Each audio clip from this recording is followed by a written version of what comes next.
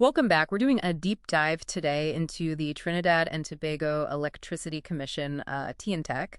Right. It's this, well, massive national utility, but it's presenting a really strange economic paradox in the Caribbean. How so? Well, it gives people some of the lowest cost power in the whole region, Very low rates. but its very existence is now threatened. There's this structural deficit so large the whole system could actually collapse. Yeah. Our sources really paint a stark picture there. They do.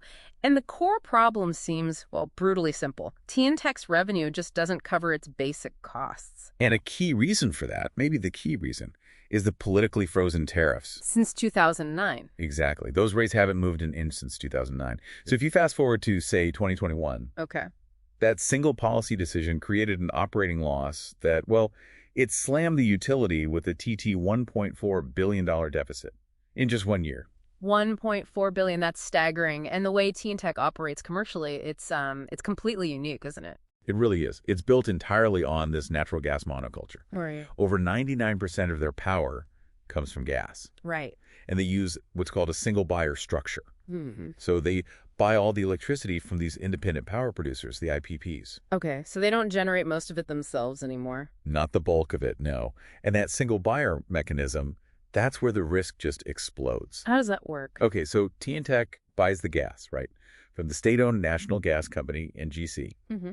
And here's the critical part. They give that gas to the IPPs free of charge. Wait, they just hand over the fuel for free? That's the tolling model they use, yes. Yeah. Free gas to the generators. Then T&TEC buys back the electricity that's produced from that gas. Wow, so they carry all the fuel cost risk. Precisely. The full commodity price risk for the fuel sits with T&TEC, even though, and this is key, they have zero control over how efficiently those private IPP plants actually use the gas. That seems structurally risky. It is, hugely. Okay, now let's layer on the debt because the financial spiral, well, it gets much worse here. T&TEC apparently can't even afford critical capital expenditure, fixing things, upgrading. Why? Massive unpaid bills. Right. The receivables are enormous. And our sources point out this, frankly, jaw-dropping statistic. Who's the biggest debtor? Let me guess. The government of Trinidad and Tobago itself and its agencies. They account for something like 82% of T&TEC's outstanding TT $1.6 billion in receivables. 82%. Just think about that. The government owes its own utility the vast majority of its debt. How is any company supposed to operate like that? It's hard to imagine. And this liquidity crisis, it's happening right alongside a really profound shift in who is using the power. What kind of shift? Well, look at the period between 2010 and 2021. Industrial consumption. Okay, the big users, usually profitable. Exactly. That segment, their consumption declined by 20%. 20% down, that's significant. Huge erosion of the profit base. Meanwhile, subsidized residential consumption. The households. That surged 31%. Wow. So less industrial, way more residential. Precisely.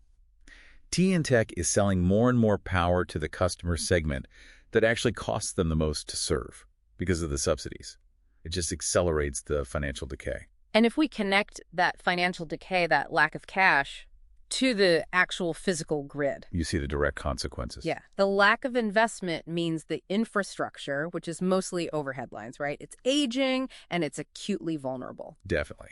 We've seen, for instance, landslides repeatedly taking out critical high-voltage transmission lines. These are the 220 kV, 132 kV lines, the absolute backbone for moving power around the islands. Destroyed by landslides. Okay. And it's not just landslides.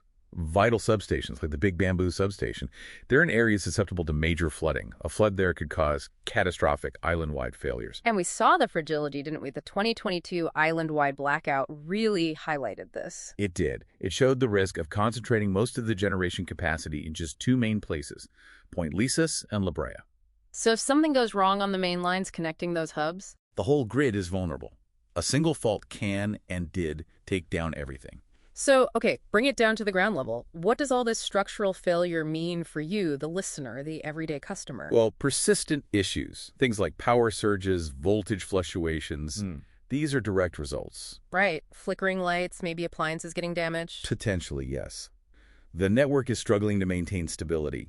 It's often operating outside the legally required voltage standard, that plus or minus 6% tolerance. That puts stress on everything connected to it.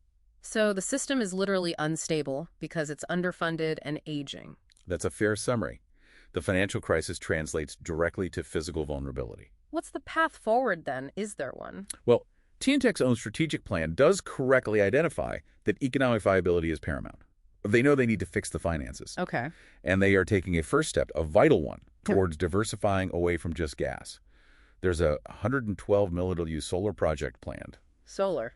That's a start. It is. But look, that future, any stable future really, it depends entirely on two big things. Which are? Implementing comprehensive tariff reform, finally proposing that first rate increase since 2009. Politically difficult, I imagine. Extremely. And second, fundamentally, resolving that massive pile of government debt owed to T&TEC.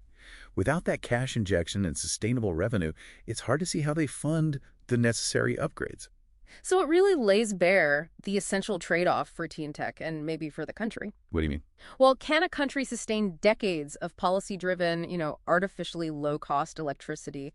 Can you do that without eventually just sacrificing the reliability of the very grid that delivers it? That's the crux of it, isn't it? Yeah.